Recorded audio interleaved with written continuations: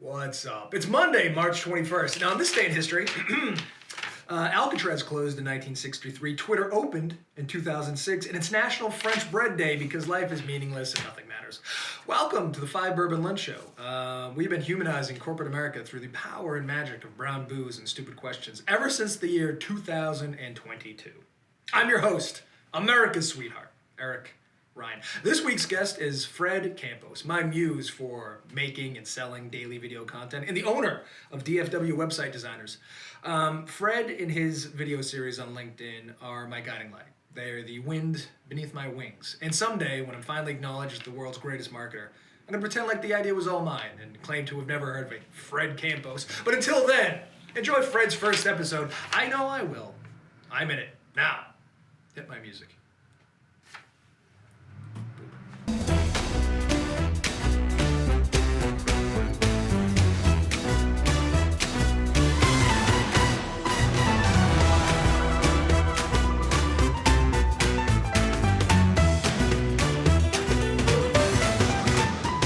Welcome to the 5 Bourbon Lunch Show. Today's guest, Fred Campos, my inspiration for daily internet videos. Thank you very much for being here. The premise is I'm trying to humanize corporate America through brown booze and stupid questions. I'm very excited about this. Cheers. Number one, cheers, buddy. Exciting, yeah. All right. So you're saying you're not a brown booze drinker typically.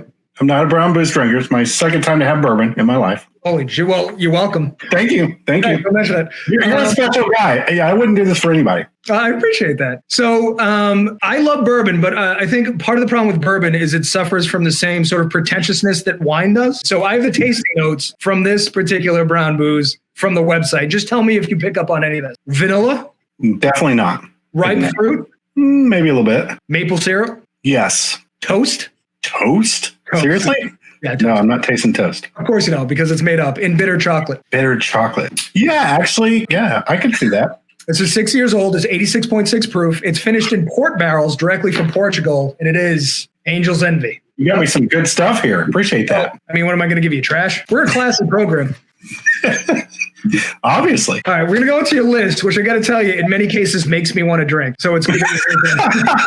The first question is, you're trapped on a desert island. You get to bring the complete catalogs of 5 musical bands / artists. Who are they and why? So you're number one, Prodigy. Is that Prodigy from Firestarter and Smack My Bitch Up fame? Yeah, that is. It really is.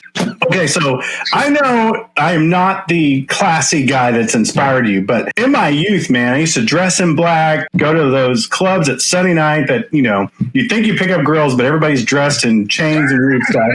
And they played Prodigy, Art Noise, and I freaking loved it. I was going to say, Prodigy feels like I'm on ecstasy and I'm 21 at some club, right? Right. So it kind of reflects back into my youth. Back in the time when you cared about the beat, not the lyrics. You weren't there to pick up girls. It was just vibrating to music. Hey, man, if I'm stuck on a desert island, I want to listen to some cool tunes like that. All right. So you have your club music. Yeah, absolutely. Got to start with some club music. Yeah. I got music for all moods since I'm on this island by myself. So number 2, Weird Al. Hey, man, the guy has been making music for over 30 years. I mean, he's older than us, man. And to make fun of music, I mean, there's a part of me that just kind of likes that a lot. And plus, you got to have some laughs, man. I'm going to be here a long time. I may not see another person. I'm definitely going to drink and laugh to him. I agree. Here's the other thing about Weird Al. So I think musical parody songs are pretty low on the scale of good comedy. However, a great hot dog is still high art. And I think Weird Al does musical comedy the best you could possibly do it. I listened to, I watched Amish Paradise before we got One of my all-time favorites, by the way. Gold, right? Even the video is funny. He can just rest on his laurels and add the lyrics are funny. The video itself is hilarious, as all of them are. And Eric, he takes his craft to a whole nother level. He could have just parodied the whole thing. That last, 30 seconds where he films himself backwards, man, that's just classic art. Right. In terms of being prolific, you're going to get 15 albums out of Weird Al. Oh, absolutely. So I got plenty of stuff to listen to when I'm sitting here by myself on this desert island. Okay. The third one, I got to tell you, little out of my my scope of understanding and knowledge, but it's a Christian rock band. Correct. Casting Crowns. Yeah. Okay, so here's the deal.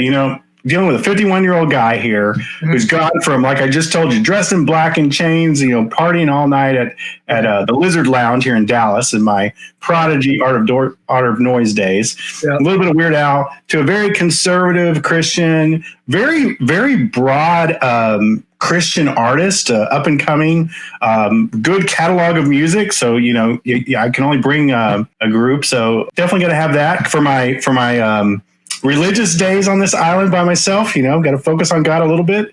I was going to say, from Prodigy to Casting Crowns, you need to write a book. Because what the hell?